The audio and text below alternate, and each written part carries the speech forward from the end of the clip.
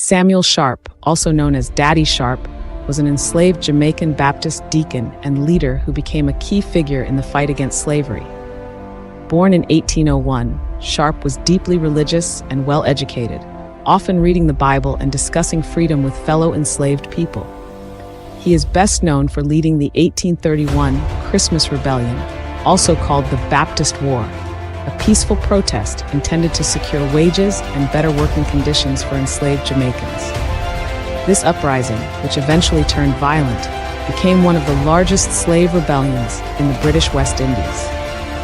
Sharp encouraged his followers to peacefully refuse work after Christmas if their demands were not met. However, planters responded with violence, and the rebellion escalated, leading to over 500 enslaved individuals' deaths, including Sharp himself, who was captured and hanged in 1832. The rebellion, though brutally suppressed, had a lasting impact. It shifted public opinion in Britain and helped pave the way for the Slavery Abolition Act of 1833, which ultimately ended slavery in the British Empire. Today, Samuel Sharp is celebrated as one of Jamaica's national heroes. Nanny of the Maroons, also known as Queen Nanny, was a legendary leader and freedom fighter of the Jamaican Maroons in the early 18th century. She is celebrated as a national hero in Jamaica for her role in leading her people to resist British colonial rule and for establishing an independent, self-sufficient Maroon community. Nanny is believed to have come from the Ashanti people in what is now Ghana and was brought to Jamaica as an enslaved person. However, she escaped and joined the Maroons, who were runaway enslaved Africans who formed communities in Jamaica's mountainous interior, effectively resisting British control. Nanny became a leader of the Windward Maroons in the Blue Mountains region, specifically in a community known as Nanny Town. Her leadership was marked by strategic guerrilla warfare tactics that outmaneuvered British forces, utilizing the Maroons' knowledge of the rugged terrain. She also combined traditional African spiritual practices with her resistance efforts, and some accounts say she had supernatural powers, further cementing her status as a legendary figure. Nanny of the Maroons was instrumental in the First Maroon War, 1728 to 1739, which eventually led to a peace treaty with the British. This treaty recognized the independence of the Maroon communities and allowed them to govern themselves, a significant achievement in the colonial period. Today, Nanny of the Maroons is celebrated in Jamaica as a symbol of resistance, resilience, and freedom. She is one of Jamaica's 7 national heroes and appears on the Jamaican $500 bill, often called the Nanny. Her legacy continues to inspire Jamaicans and people worldwide. Norman Washington Manley was a prominent Jamaican statesman, lawyer, and national hero who played a key role in Jamaica's path to independence. Born on July 4, 1893, in Roxborough, Manchester, Jamaica, Manley was a highly accomplished scholar and Rhodes Scholar who studied at Oxford University. He later became a distinguished lawyer, known for his intellect and commitment to social justice. In 1938, amidst labor unrest and a growing call for political representation, Manley co-founded the People's National Party, PNP, a political force advocating for Jamaica's self-governance. His cousin and contemporary, Alexander Bustamante, led the Jamaican Labour Party, JLP, and the two figures, despite their family ties, became political rivals as they led opposing visions for the country. Manley served as Chief Minister of Jamaica from 1955 to 1959 and then as Premier from 1959 to 1962, a period when Jamaica transitioned from colonial rule to self-governance. He was instrumental in negotiating Jamaica's independence from Britain, which was officially granted on August 6, 1962. His contributions helped establish many of the democratic and social structures that still influence Jamaica's governance today. Norman Manley's legacy is commemorated in many ways throughout Jamaica, including the Norman Manley International Airport in Kingston. He is remembered as a champion for democracy, social justice, and national identity. His son, Michael Manley, followed in his footsteps, becoming one of Jamaica's most celebrated prime ministers. Sir Alexander Bustamante was one of Jamaica's most influential political leaders and a pivotal figure in the island's journey toward independence. Born in 1884, he was originally named William Alexander Clark. He later adopted the name Bustamante, which he likely chose to honor the Bustamante family of Cuba, whose courage and resilience he admired. Bustamante was known for his fierce advocacy for workers' rights and social justice, qualities that brought him widespread popularity.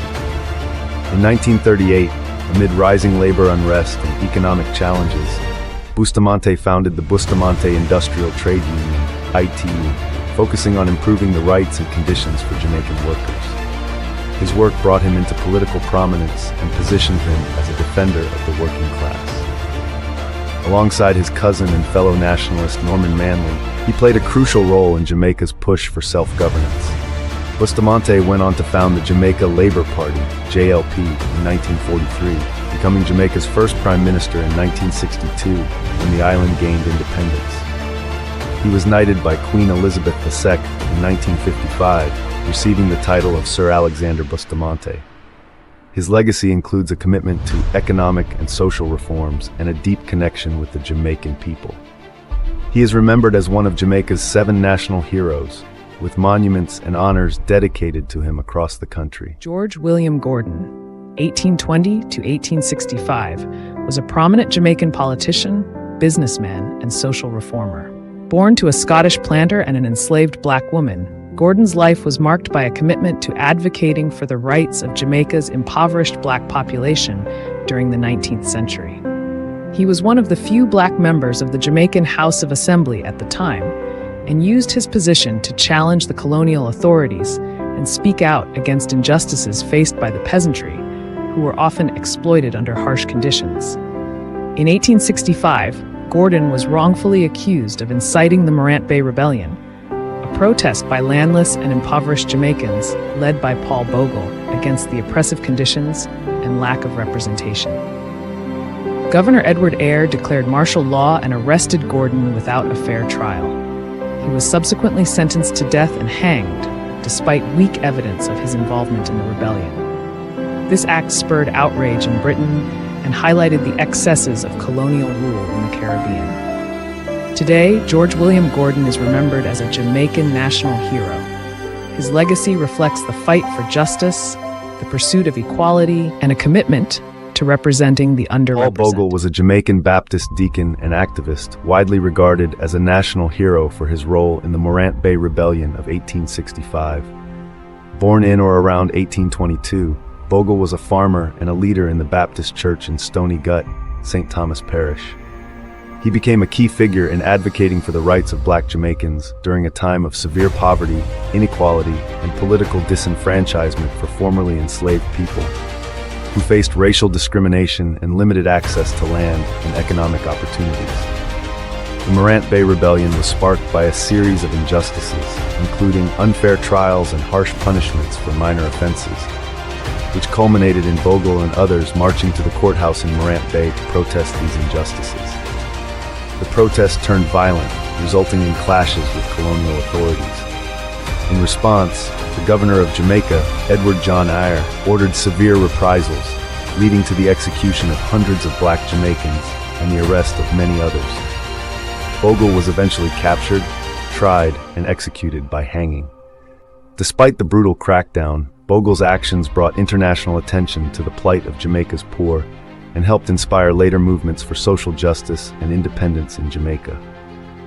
In 1969, Paul Bogle was posthumously honored as one of Jamaica's 7 national heroes, and his legacy continues to symbolize the fight against oppression and the pursuit of justice.